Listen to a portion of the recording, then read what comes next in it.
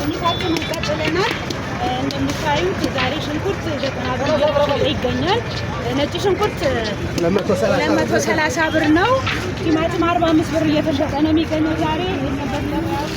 ሽንኩርቶቹ ደረጃ አላቸው። አንደኛ ደረጃ፣ ሁለተኛ ደረጃ፣ ሶስተኛ ደረጃ አላቸው። ዓመት በዓልን ምክንያት በማድረግ አልባሌ ዋጋ ጭማሪ እንዳያጋጥማቸው ማቴሪያሎች ይገኛሉ፣ እየተሸጡ ነው ያሉት። በደንብ እየገዛ ነው ያለው በነፃነት።